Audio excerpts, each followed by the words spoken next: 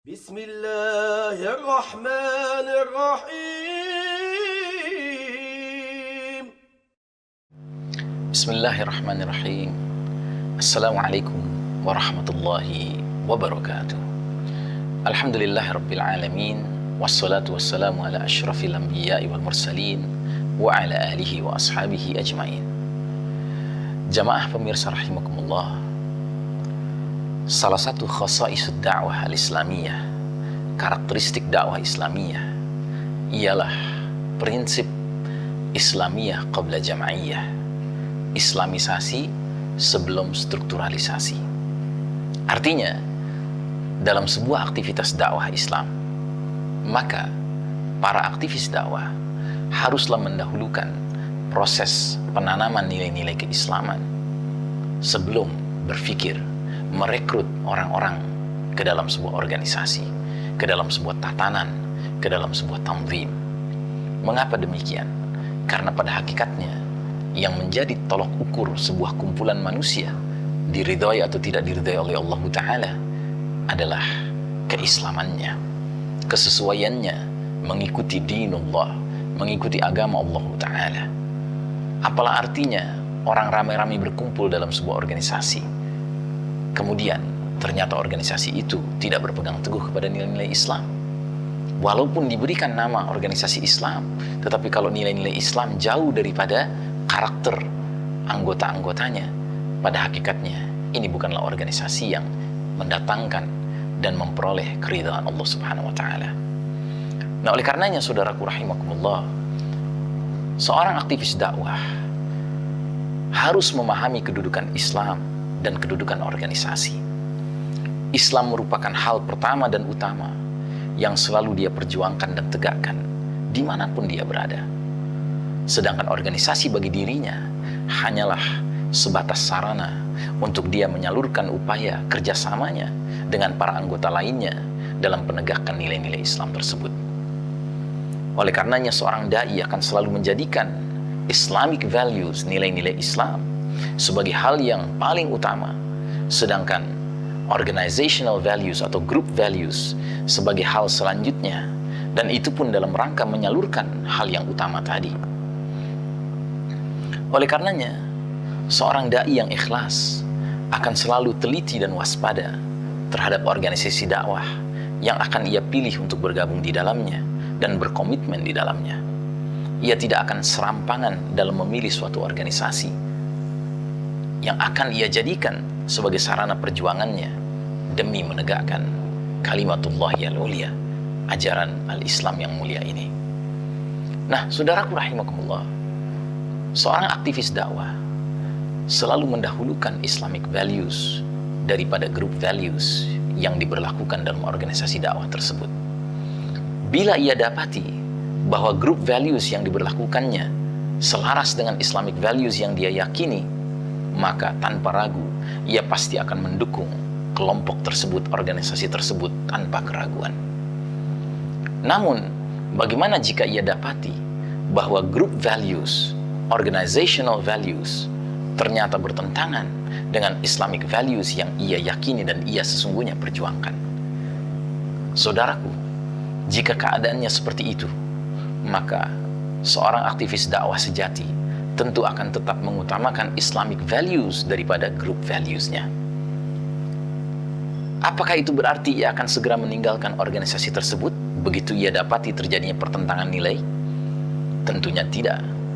Sebab ada langkah-langkah koreksi yang mesti ia upayakan terlebih dahulu sebagai kewajiban seorang muslim terhadap muslim lainnya, sesuai hadis Nabi SAW, ad-dinun nasihah, agama adalah saling nasihat menasihati. Bahkan Allah menggambarkan bahwa orang-orang yang tidak bakal merugi dalam kaitan dengan perjalanan waktu hanyalah orang-orang yang di samping beriman dan beramal soleh, mereka senantiasa watawasau bil haqqi watawasau bis sabri, saling menasihati untuk meniti kebenaran dan saling menasihati untuk senantiasa bersabar. Nah, saudaraku rahimakumullah, bila nasihat telah disampaikan lalu terjadi koreksi, maka ini merupakan hal yang diidam-idamkan, yang diharapkan. berarti dai tersebut, aktivis tersebut telah menjalankan kewajibannya menyampaikan nasihat atau koreksi tersebut. Dan organisasi telah menjalankan kewajibannya pula, yaitu menyesuaikan diri dengan nasihat atau koreksi yang dilakukan oleh anggotanya. Namun bila yang terjadi adalah sebaliknya, organisasi menolak untuk dikoreksi, berarti dai tersebut, aktivis dakwah tersebut telah gugur kewajibannya dalam hal memberi nasihat atau melakukan koreksi. Sedangkan organisasi telah memperlihatkan inkonsistensinya sebagai organisasi yang mengaku memperjuangkan nilai-nilai Islam. Selanjutnya, sang aktivis sepatutnya tetap berjuang, berpegang teguh kepada nilai-nilai Islam yang ia yakini kebenarannya. Dan dia tidak tunduk kepada nilai-nilai organisasi yang sudah jelas mengalahkan nilai-nilai Islam dan mendahulukan nilai-nilai kelompok. Sebab bila ia tetap tunduk kepada group values, nilai-nilai kelompok, lalu dia mengalahkan Islamic values, berarti keterlibatan sang aktivis itu di dalam organisasi tersebut menjadi keterlibatan yang bersifat fanatisme kelompok alias taklid buta. Dan dalam hal ini Rasulullah Muhammad SAW telah memberikan arahan yang begitu jelas, telah memberikan pernyataan yang begitu gamblang. Anna Rasulullah SAW qala, "Laisa minna man da'a ila asabiyyatin, wa laisa minna man qatala ala asabiyyatin, wa laisa minna man mata ala asabiyyatin." Tidaklah termasuk golongan kami barang siapa yang menyeru kepada asabiyah, fanatisme kelompok, fanatisme grup, golongan, partai, suku, bangsa, warna kulit, bahasa. Dan tidaklah termasuk golongan kami barang siapa yang berperang atas dasar asabiyah, fanatisme kelompok. Dan tidaklah termasuk golongan kami barang siapa yang terbunuh atas nama asabiyah, fanatisme kelompok. Hadis riwayat Imam Abu Daud. Saudaraku rahimakumullah, yang menjadi kesulitan ialah seringkali seorang anggota organisasi bersikap kompromistis terhadap kekeliruan yang dilakukan oleh organisasinya dengan alasan bahwa ia tidak mau dikucilkan dari grupnya, dari organisasinya. Dan alasan ini biasanya tidak akan ia kemukakan secara terbuka. Alasan ini biasanya ia bungkus dengan alasan yang seolah bersifat syar'i, misalnya dengan mengambil atau menyitir dalil-dalil seperti wasbir nafsaka ma'al ladzina yad'una rabbahum bil ghadati wal 'ashyi yuriduna wajha wa la ta'du 'aynaka 'anhum turidu zinatal hayatid dunya wa la tuti' man aghfalna qalbahu 'an zikrina wattaba'a hawahu wa kana amruhu furuta. Dan bersabarlah kalian bersama-sama dengan orang-orang yang menyeru Rabbnya di pagi dan di siang hari dan di sore hari dengan mengharap keridhaan Allah Ta'ala. Dan janganlah kedua matamu berpaling dari mereka karena mengharapkan perhiasan kehidupan dunia ini. Dan janganlah kamu mengikuti orang yang hatinya telah kami lalaikan dari mengingat kami, serta menuruti hawa nafsunya dan adalah keadaannya melampaui batas. Saudaraku rahimakumullah, dalil ini semestinya dilakukan secara komprehensif, tidak sepotong-sepotong. Dalil ini seharusnya difahami secara utuh, tidak secara parsial atau sektoral. Dalam hal ini, seorang aktivis dakwah dengan alasan dalil ini berkompromi dengan nilai-nilai yang sudah keluar dari nilai Islam hanya semata-mata karena itu menjadi keputusan dari kelompok itu, organisasi itu, berarti orang ini dia telah menjadikan kebersamaan sebagai sesuatu yang lebih utama daripada kebenaran yang harusnya dia pegang teguh. Ia berhenti hanya sampai di batas ini. Dia berhenti sampai di batas bersabarlah kamu bersama orang-orang lain. Tapi dia lupa bahwa bersabar bersama orang lain itu harus dengan landasan yang jelas. Sehingga kesimpulan yang muncul ialah seolah ia harus selalu bersama orang-orang di dalam kelompok tersebut bagaimanapun keadaannya. Padahal justru sisa ayat itu sangat menjelaskan sifat-sifat orang yang tidak patut ia tinggalkan.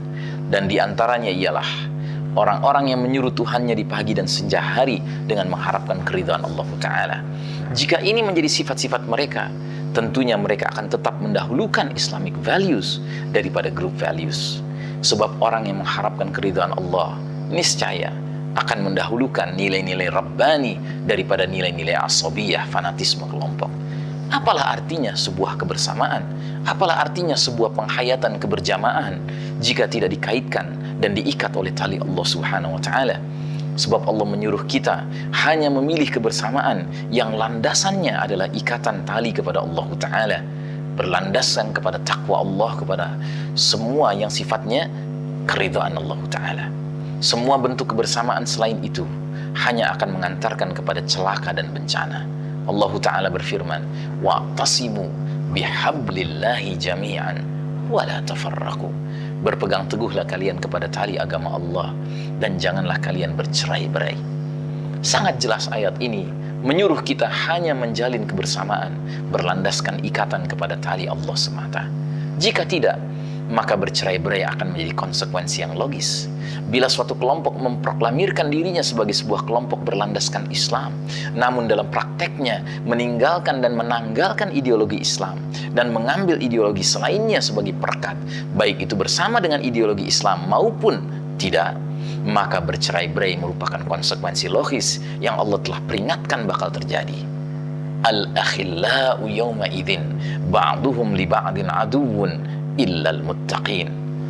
Teman-teman yang akrab sewaktu di dunia, pada hari berbangkit kelak nanti sebahagiannya menjadi musuh bagi sebahagian yang lain, kecuali orang-orang yang bertakwa.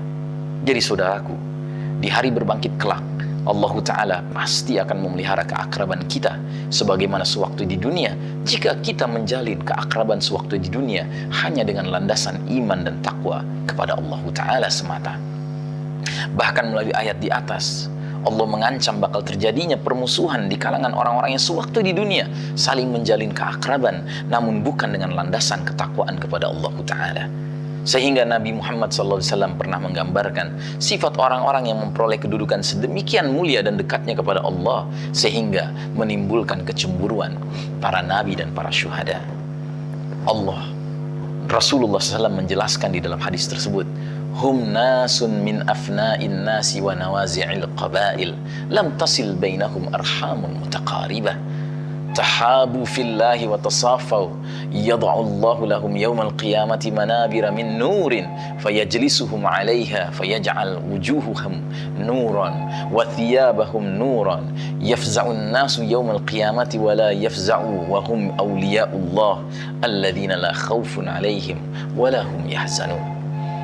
Mereka, kata Nabi SAW, adalah kumpulan manusia dari aneka latar belakang dan aneka suku, aneka bangsa, aneka warna kulit, aneka bahasa, kelompok, golongan, harokah, jamaah, partai. Mereka tidak diikat oleh hubungan keluarga di antara mereka satu sama lain. Mereka saling mencinta hanya karena Allah. Allah akan mendudukkan mereka di atas mimbar-mimbar dari cahaya. Wajah-wajah mereka bercahaya dan pakaian mereka bercahaya. Manusia akan merasa ketakutan pada hari kiamat sementara mereka tidak ketakutan. Mereka merupakan wali-wali Allah yang tidak ada rasa takut atas mereka dan mereka pun tidak bersedih hati. Hadis riwayat Imam Ahmad. Saudaraku rahimakumullah, mudah-mudahan kita termasuk hamba-hamba Allah yang senantiasa mendahulukan Islamic values before group values, karena pada hakikatnya kita menyatu di dunia dan tetap akan menyatu di akhirat dalam kebahagiaan yang abadi dan kekal dan sejati itu, bila mana kita sejak di dunia ini hanya mengikatkan hubungan kita satu sama lain berlandaskan tali Allah Ta'ala, bukan tali yang lainnya, bukan tali kelompok, bukan tali organisasi, bukan tali partai, bukan tali suku, bukan tali bangsa, atau tali apapun selain daripada tali Allah Ta'ala. Assalamualaikum warahmatullahi wabarakatuh.